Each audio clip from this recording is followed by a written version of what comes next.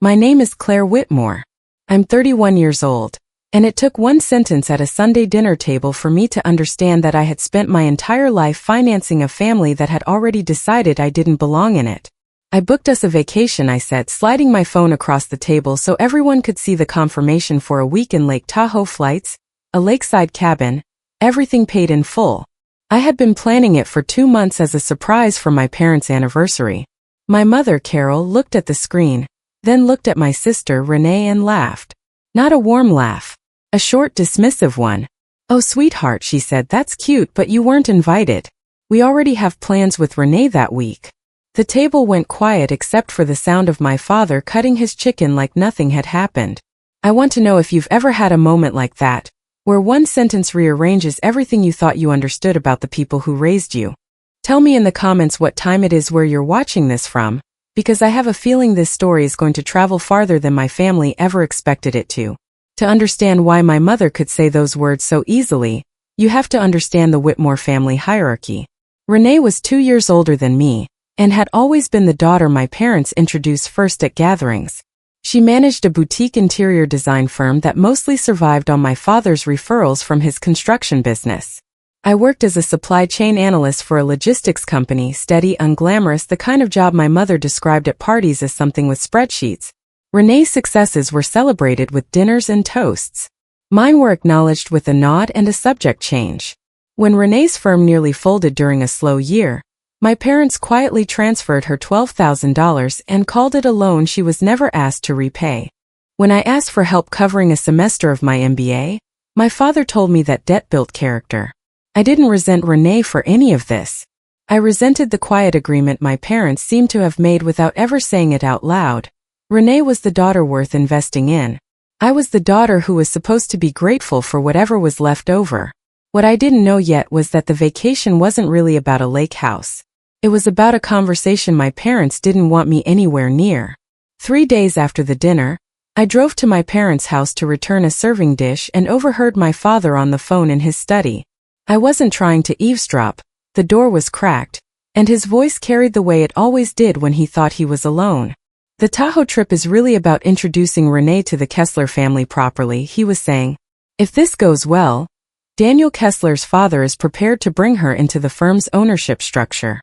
We can't have any distractions that week."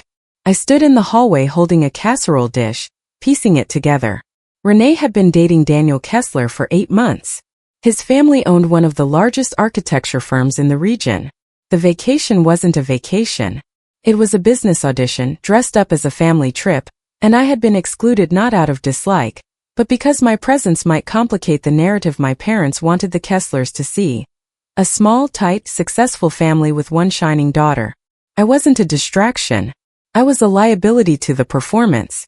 I set the casserole dish on the hallway table and left without saying goodbye. That night I couldn't sleep, so I did what I do when I can't make sense of something. I started organizing. I pulled up years of Venmo transfers, old text threads, and a shoebox of receipts I'd kept out of habit more than sentiment.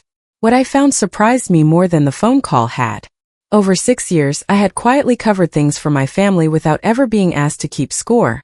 My mother's dental work when insurance fell through, half of my father's truck repair after his business account ran dry one winter, groceries during a month Renee overspent on client dinners and claimed she'd figure it out later. None of it had been framed as a loan. It had been framed as helping, the same way my tuition debt had been framed as character building. I added it up. Just over $23,000 across 6 years, most of it unacknowledged, none of it ever mentioned when my parents described Renee as the responsible daughter and me as the one who kept to herself. I wasn't angry about the money at first. I was angry about the story. In my family's version of events, I had never given anything. I had only ever taken up space that could have gone to someone more deserving. I didn't cancel the Tahoe trip. I kept the reservation under my name and 2 weeks later drove up anyway, not to the cabin my parents were staying in, but to a smaller rental 15 minutes down the road. I wasn't there to crash anything. I was there because I wanted to see with my own eyes what a week without me actually looked like. On the 3rd night, I got a call from Renee. Her voice was tight in a way I didn't recognize. "Did you know," she said, "that Mom told the Kesslers you couldn't come because you were going through something?" Daniel's mother asked if you were okay. I didn't know what to say. I sat with that for a moment. My absence hadn't just been arranged, it had been narrated, turned into a story about my fragility instead of their exclusion. I'm not going through anything, I said. I just wasn't invited. Renee was quiet for a long time. That's not what she told them. That was the first crack. Renee, for all her polish, hadn't known the extent of what our parents were willing to say to protect the picture they wanted painted. I didn't confront my parents in a private phone call. I waited until the family dinner planned to celebrate the Kessler introduction, a dinner I was once again not technically invited to, but one I RSVP'd to anyway, because by then I understood that my presence was the one thing my parents couldn't script. I arrived with a folder. Not dramatic, just a plain manila folder with printed bank transfers, a screenshot of Renee's text about the going through something excuse, and a short list of dates. My mother's smile faltered the second she saw me at the door. Claire. We didn't think. I know, I said. I wasn't invited. I came anyway. Dinner started tensely.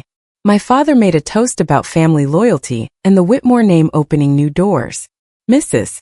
Kessler asked kindly how I was feeling, referencing whatever my mother had told her. I'm fine, I said. I think there's been a misunderstanding about why I wasn't at the lake house. My mother's fork stopped moving. I wasn't invited, I continued, because my parents were worried I'd complicate the story they wanted to tell you about this family. The story where Renee built her success on her own, and I'm just the quiet daughter who doesn't quite fit. Claire, this isn't the place, my father said. You're right, I said. Probably isn't. But you chose this dinner to introduce Renee's future in-laws to the idea of our family, so I think it's fair that they see the whole picture. I opened the folder. I didn't read every line aloud. I didn't need to shame anyone into silence. I only said the total.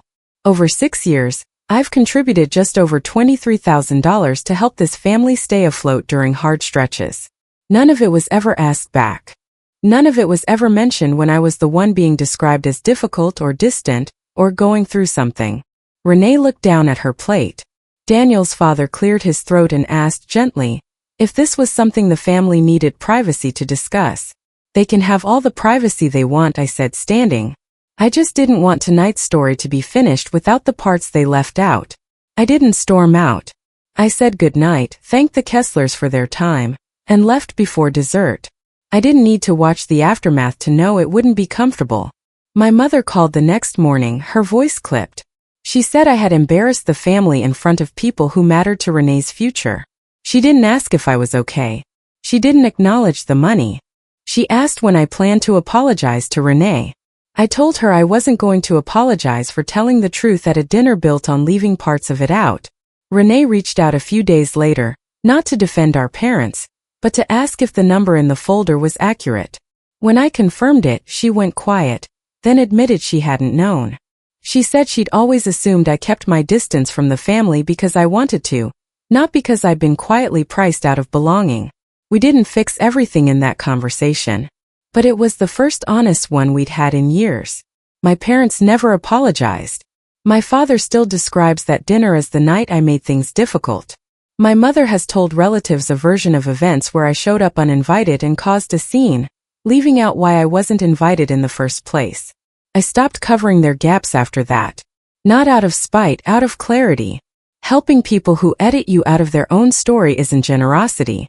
It's a quiet kind of self-erasure dressed up as love. Renee and I talk more now, carefully, the way people do when they're rebuilding something on ground that's already cracked once. She didn't choose the exclusion, but she benefited from it for years without asking questions, and we're both still working out what that means for us. I still think about that laugh at the dinner table sometimes. The ease of it, the way you weren't invited came out like a joke instead of an admission.